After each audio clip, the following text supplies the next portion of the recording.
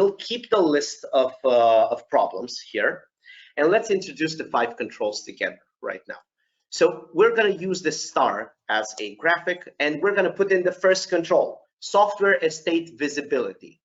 What do you guys think this control will eliminate from all this list of problems? Let's see. This is being able to see all software that lives on your endpoints. It doesn't matter if it's a server, a computer, whatever. Okay, a few votes coming in. Malware, 0 days, shadow IT, exactly. And general IT software workload, right? Because if you can see software that's installed, that's another part of the general workload. Then another key control that we always need to have is literally the basic one, operational controls, such as install, uninstall, right, rollback, and so on. And with operational controls, we literally scratch the general IT workload with software. The next one starts to go a bit in the security side. So let's see what this is. Vulnerability management. What do you guys think it will take off? We have Scott saying it, exploit kits. Do you guys agree that vulnerability management will take care of exploit kits? And I have people voting in yes, but do you think that it will also take care of 0-day exploits? This is the big question. Okay. Actually, it just takes care of the exploit kits. We have some people saying no, some people saying yes, because 0-day has no patch already to be applied in the vulnerability management part.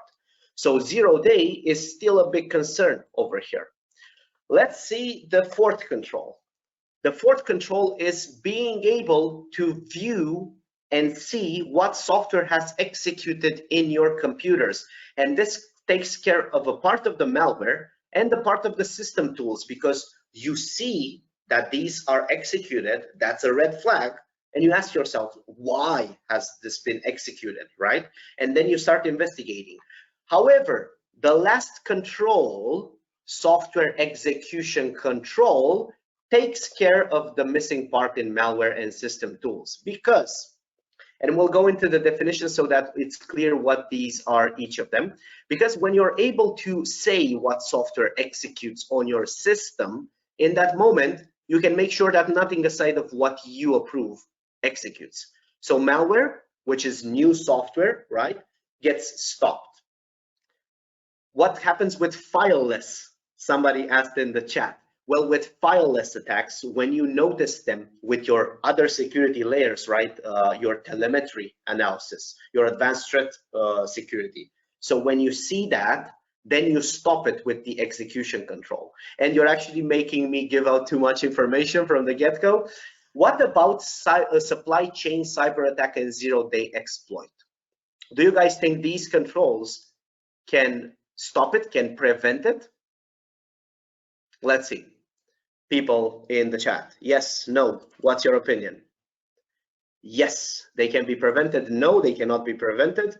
I love it when we have both opinions. Some of them can be prevented. This is a great answer. This is the answer of a politician. Okay, so guys, they cannot actually be prevented by these controls, but what you can do if you have all of these 5 controls, you can contain them. You cannot prevent them because you cannot stop the victim, right? The software that gets victimized in the supply chain attack. You cannot stop that. You cannot prevent that. That's not your software. So you cannot literally protect them, for them not to be compromised, for them not to compromise you. What you can do is exactly what Julia said. We can reduce the risk. This is what we can do. And in the moment that MoveIt, going back to the example that we saw, in the moment when MoveIt was all over the news, the first thing I do is initially connect to my management console, whatever I'm using.